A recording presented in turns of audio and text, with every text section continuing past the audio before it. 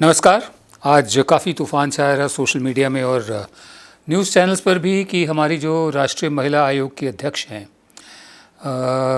इनका नाम है रेखा शर्मा। इन्होंने मुलाकात की थी महाराष्ट्र के गवर्नर भगत सिंह कोश्यारी से और संदर्भ ये माना जा रहा है कि संदर्भ था जो तनिष्क की जो का एक विज्ञापन आया था, जिस पर सिर्फ पहनावे के आधार पर ही तय कर लिया गया था कि धर्म अलग अलग है। तो उस संदर्भ में इन्होंने भी बैठक की भगत सिंह कोश्यारी जो गवर्नर हैं उनके साथ। और जो ट्वीट इन्होंने किया, नेशनल कमीशन फॉर विमेन ने ट्वीट किया, our chairperson Sharma Rekha met with Bhagat Singh Koshyari, His Excellency Governor of Maharashtra, and discussed issues related to women's safety in the state, including defunct one-stop centers, molestation and rape of women patients at COVID centers, and rise in love jihad cases. ये coat मैंने किया आपको tweet का। उसके बाद से एक ऐसा शोर मचा कि मतलब लव जिहाद क्या होता है। बिल्कुल वैसे ही जैसे टुकड़े टुकड़े गैंग क्या होता है। क्या ये कानून की परिभाषा में शब्द आते हैं? हमारी जितनी भी एजेंसीज़ हैं, चाहे वो पुलिस हो, चाहे वो और दूसरी एजेंसीज़ हों, क्या वो इन शब्दों का इस्तेमाल करते हैं? क्या कोई भी एक भी केस पूरे भारत में इन शब्दों का इस्तेमाल करते हुआ है? फरवरी में सरकार ने पार्लियामेंट को बताया था कि ये जो शब्दावली है लव जिहाद, ये किसी भी जो कानून आज के दिन है हमारे, किसी भी कानून के तहत नहीं है और कोई भी केस रिपोर्ट नहीं किया है किसी भी सेंट्रल एजेंसी ने कि लव जिहाद, ना ही कानून में इसका जिक्र है, चाहे वो सीआरपीसी हो चाहे वो कुछ हो, कि लव जिहाद ये भी कुछ होता है, इसकी भी कोई मतलब आधिकारिक मान्यता है। और इसका मतलब ये था कि सरकार अपने आप को इस शब्द से दूर कर रही है। तो ऐसे में सरकार की एक संस्था नेशनल कमीशन फॉर विमेन और उसकी अध्यक्ष अगर ये शब्द इस्तेमाल करे जैसे कि उनके अपने ही ट्वीट में बताया गया है, तो ये गैर जिम्मेदाराना हरकत मानी गई है। ये बतौर है कि बाद में रेखा शर्मा ने कहा है कि मैंने ट्विटर से शिकायत की है कि मेरे अकाउंट के साथ छेड़खानी हुई है। बहरहाल ये सारे स्क्रीनशॉट्स हैं ट्वीट्स के, इनका एक इतिहास भी रहा है और भी ट्वीट्स इन्होंने किया एक के बाद एक, जिसमें कम से कम भाईचारा बढ़ाने की बात तो नहीं की गई है और ना ही कुछ अच्छे शब्द बोले गए हों, चाहे वो पंडित नेहरू हों चाहे कोई और हों, ऐसा नहीं किया गया हो। जो बात हम कहना चाह रहे हैं वो ये है कि जैसे हमने कहा कि ये जितने भी शब्द हैं ये दक्षिणपंथी राजनीति उसके लोगों ने अपने आप बनाए हैं, किसी कानून में इनकी मान्यता नहीं है।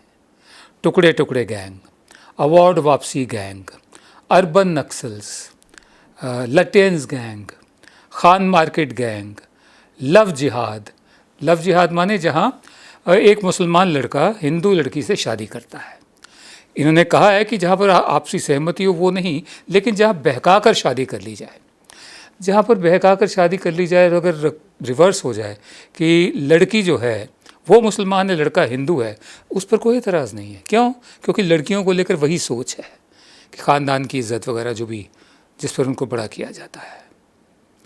मतलब अगर कोई हिंदू लड़का किसी मुसलमान लड़की से शादी कर ले तो उसे प्रेम युद्ध नहीं कहा जाएगा, लव जिहाद। अब लव भी और जिहाद भी, जिहाद धर्म युद्ध होता है और लव प्रेम होता है, तो प्रेम और युद्ध साथ साथ। और वो भी ऐसे लोगों से जिनके पास ऊंचे ऊंचे ओहदे हैं, हाँ सरकारी ओहदे हैं। आप एक चेक कर लीजिए, मैंने जो नाम आपको बताए हैं, टुकड़े टुकड़े गैंग, अवार्ड वापसी gang, urban Naxal, Lutyens gang, Khan market gang, love jihad, किस किस नेता ने, बड़े से बड़े नेता ने और किसने मतलब सरकारी ओहदे पर बैठे हुए शख्स ने इन लफ्ज़ों का इस्तेमाल किया है, ये आपके सामने है। टुकड़े टुकड़े गैंग किसने इस्तेमाल किया था? जेएनयू में इस्तेमाल हुआ। अवार्ड वापसी गैंग किसने इस्तेमाल किया था? एक पूरा मार्च निकला था अवार्ड वापसी गैंग। अर्बन नक्सल ये किसने इस्तेमाल किया हाल ही में? ठीक है। लटेंस गैंग ये किसकी ईजाद है? खान मार्केट गैंग ये कुछ हैं भी सही, ये कहीं पर एग्जिस्ट ही नहीं करते, इनका कोई वजूद ही नहीं है, कानूनी मान्यता ही नहीं है। जब इस तरह के ओहदों पर बैठे लोग इनका इस्तेमाल करें तो उनको एक मान्यता सी मिल जाती है, ये न्यू नॉर्मल बन जाते हैं। अपने आप में ये कोई बहुत अच्छा संकेत नहीं है। बिहार में इस वक्त चुनाव के दिन हैं, चुनाव होने जा रहे हैं, कुछ ही दिन रह गए हैं अब। और तेजस्वी यादव जो हैं, लालू यादव के बेटे, उनकी रैलियों में जैसा कि न्यूज़ चैनल्स में दिखाया जा रहा है, बहुत भारी तादाद में भीड़ उमड़ रही है, बहुत बड़ी तादाद में भीड़ उमड़ रही है। बिहार की जनता के पास कोई विकल्प ही नहीं है। मतलब या तो आरजेडी और महागठबंधन जो उनका है, या फिर वही बीजेपी और नीतीश कुमार एनडीए जो है। चिराग पासवान कहाँ जाएंगे ये देखना बाकी है। तेजस्वी यादव की रैली में जो भीड़ उमड़ रही है उसका कारण एक ये भी है कि उन्होंने ये कहा है कि अगर वो मुख्यमंत्री बनते हैं तो उनके कलम से पहला फैसला जो निकलेगा वो ये होगा कि 10 लाख नौकरियां दे दी जाएंगी, जैसे कि नौकरियां पड़ी हुई इंतज़ार कर रही हैं। इनका कहना है एक मौका मिलेगा तो जिस दिन पहले मंत्रिमंडल की बैठक होगी, पहली बार मुख्यमंत्री होते हुए पेन चलेगी, पेन, तो देश के इतिहास में पहली बार एक साथ 10 लाख नौजवान को इकट्ठे सरकारी नौकरी मिलेगा। जिस दिन आपका भाई मुख्यमंत्री बनेगा, एक मौका अगर आप लोग दीजिएगा, हम मुख्यमंत्री बनेंगे तो पहला कैबिनेट मंत्रिमंडल में पहले अगर मेरा कलम चलेगा तो 10 लाख नौजवानों को 2014 की याद आ गई कि ये 2 करोड़ नौकरियां दी जाएंगी नौजवानों को। बहरहाल अब वो कहाँ से आएंगी नौकरियां, किधर से आएंगी? क्या एक बार फिर हवा का रुख अपनी तरफ देखकर वही अनाप शनाप वादे कर देने का है? इसमें मजबूरी भी है बिहार के लोगों की, खासकर नौजवानों की। बेरोज़गारी सबसे बड़ी समस्या है। कोरोना के बाद जिस बड़ी तादाद में माइग्रेंट लेबर्स अपने अपने घरों को वापस गए, क्यों? शहर के सेठों ने निकाल दिया उनको, शहर के जो एम्प्लॉयर्स थे उन्होंने उनको निकाल दिया, खाने का कोई ज़रिया नहीं था। इसलिए हमारे एक दोस्त ने भी कहा था, जो मैंने परसों कहा था, कि एक रिज़र्व्ड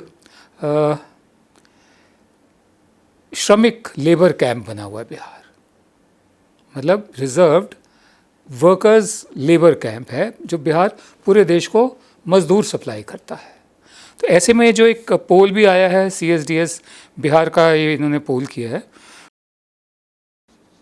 CSDS बहुत ही रिस्पेक्टेड, बहुत इज्जत है CSDS की, centre for the studies of developing societies. उनका ये प्री पोल है। उनका ये कहना है कि विकास के मुद्दे पर 29% लोग देंगे। ये उनसे पूछा गया कि सबसे ज़्यादा महत्वपूर्ण मुद्दा कौन सा है। 29% ने कहा विकास है, 20% ने कहा रोज़गार है, बेरोज़गारी है, 11% ने कहा महंगाई है, 7% ने कहा सिर्फ कि शिक्षा है, तालीम है, और 6% ने कहा कि गरीबी है। गरीबी में रहने की आदत है। शिक्षा की अहमियत उनको बताई नहीं गई है, और ना ही शिक्षा के कोई ऐसे संस्थान इदारे खुले हैं। शिक्षा के लिए भी और नौकरी के लिए भी बिहार के नौजवानों को बिहार से बाहर आना पड़ता है। दूसरा सवाल था कि क्या JDU BJP गवर्नमेंट को एक और मौका दिया जाना चाहिए। 43% ने कहा नहीं, 38% ने कहा हाँ, 19% ने कहा कह नहीं सकते। बहरहाल प्रेस काउंसिल ने इतने में एक एडवाइजरी जारी की है कि इस तरह के पोल ना किए जाएं और 28 अक्टूबर तक ना किए जाएं, 7 नवंबर तक ना किए जाएं, जब तक पोलिंग की प्रक्रिया चल रही है। लेकिन 28 अक्टूबर, आज देख लीजिए 21 अक्टूबर है, 7 दिन तक अगर एक के बाद एक पोल आते रहे तो एक माहौल तो बन ही जाता है। इसके बारे में भी प्रेस काउंसिल को कुछ कहना चाहिए था। इलेक्शन कमीशन ने कोरोना को लेकर और रैलियों में बढ़ती भीड़ को देखकर, खासकर तेजस्वी यादव, एक कहा है कि इस पर एक्शन लेना चाहिए। जो स्थानीय प्रशासन है, लोकल एडमिनिस्ट्रेशन है, वो एक्शन ले। ज़रा इसके बारे में भी कुछ बोल दें इलेक्शन कमीशन, हम इतना चाहेंगे। बाकी अनाप शनाप वादे कभी नहीं करने चाहिए। ये पिछले 6.5-7 साल का सबक है। 4 देश जो मालाबार एक्सरसाइज के नाम से अरब सागर और बंगाल की खाड़ी में अपनी अपनी नेवी के साथ युद्धाभ्यास करेंगे, ठीक है, मिलिट्री एक्सरसाइजेस करेंगे। ये भारत के जो समुद्री किनारे हैं उसके साथ साथ होगा। ये होता आया है, ये काफ़ी अरसे से दरअसल हो रहा है। पिछली दफ़े हुआ था 2007 में, तब 5 देशों ने हिस्सा लिया था। उसमें थे भारत, अमेरिका, जापान, सिंगापुर और ऑस्ट्रेलिया, ठीक है। और 1992 में इसकी शुरुआत हुई थी। इस दफ़े 4 देश इसमें हिस्सा ले रहे हैं। ये हैं भारत, जापान, अमेरिका और ऑस्ट्रेलिया। क्वाड भी बोलते हैं इसको, क्वाड। इसका मतलब सिर्फ ये है कि जो सी का रूट है, समंदर का जो रूट है, उस पर चीन की जो एक तरह से मतलब कोशिश रही है मोनोपोली, एकाधिकार करने की, उस पर निगाह रखी जाए। लेकिन इसमें एक हल्का सा संकेत जो हमें मिल रहा है, जो ध्यान से पढ़ने की ज़रूरत है, कि अगले हफ्ते जो सेक्रेटरी ऑफ स्टेट माने विदेश मंत्री अमेरिका के माइक पॉम्पियो और रक्षा मंत्री defence secretary mark T Esper वो भारत आ रहे हैं। तो सेक्रेटरी ऑफ स्टेट जो है उन्होंने एक ऐसी स्टेटमेंट दी है जिस पर हमें चौंकना भी चाहिए, जिस पर हमें थोड़ा सावधान भी रहना चाहिए। इनका कहना है, I will say that it is our view that in the passage of time the Quad should become more regularized। मैं ये कहूँगा कि आने वाले समय में जो क्वाड है, ये 4 देशों का गठबंधन जो है, इसको और ज़्यादा संगठित किया जाए, रेगुलर किया जाए, नियमित किया जाए, and at some point formalised as well as we really begin to understand what the parameters of this cooperation are and how we can regularize it। और इसको फिर फॉर्मलाइज भी कर दिया जाए, इसका नाम भी इसको कुछ दे दिया जाए 4 देशों के इस गठबंधन को। यानी बात साफ है, इससे पहले भी अमेरिका की तरफ से बयान आ चुके हैं, माइक पॉम्पियो का ही, कि चीन और भारत का जो तनाव है, भारत को अमेरिका की बहुत ज़रूरत है उसमें। अब ये है कि इसको फॉर्मलाइज कर दिया जाए, नाम वगैरह भी दे दिया जाए आने वाले समय में, जैसे नेटो, सीएटो, सेंटो, या जैसे भारत और रूस की 20 साल की ट्रीटी हुई थी, वैसे एक ये भी बना दिया जाए ताकि चीन पर निगाह रखी जा सके। अब कहना तो चीन का है, कहीं चीन पिछला दरवाज़ा तो नहीं है अमेरिका के भारत के मामलात में और ज़्यादा बड़ा रोल प्ले करने का, और वो हमारे कितने हित में है। हम यकीन करते हैं कि हमारे जो विदेश मंत्री हैं और हमारे जो रक्षा मंत्री हैं, वो यकीनन इसकी जो इम्प्लिकेशंस हैं, इसके दूरगामी परिणाम हैं, उससे वाकिफ़ होंगे।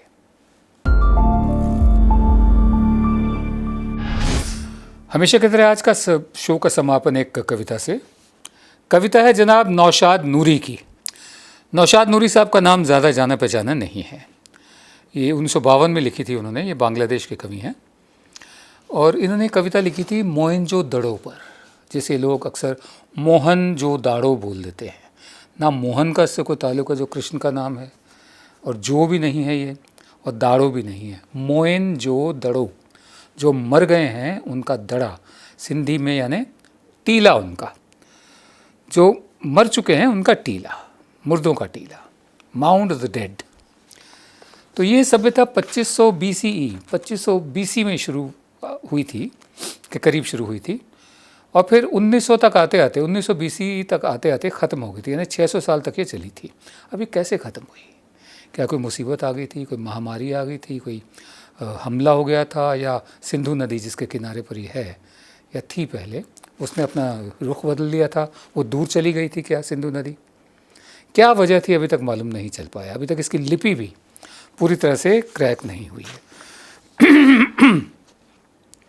तो इनका ये कहना है, नौशाद नूरी साहब ने मोहनजोदड़ो की जो सभ्यता है उसका इस्तेमाल इस ढंग से किया है कि हर जगह की अपनी अपनी सभ्यता होती है, उसको संभाल कर रखना, उसकी लोक गाथाएँ, उसकी भाषा, उसका खाना पीना, उसके मौसम, उसके त्यौहार, ये बहुत ही दिलों के नज़दीक होते हैं लोगों के। एक रूपता नहीं थोपी जा सकती, एक रूपता नहीं थोपी जा सकती। ये उन्होंने 1952 में लिखी थी। ये बांग्लादेश के कवि थे, उस वक्त ईस्ट पाकिस्तान था 1952 में।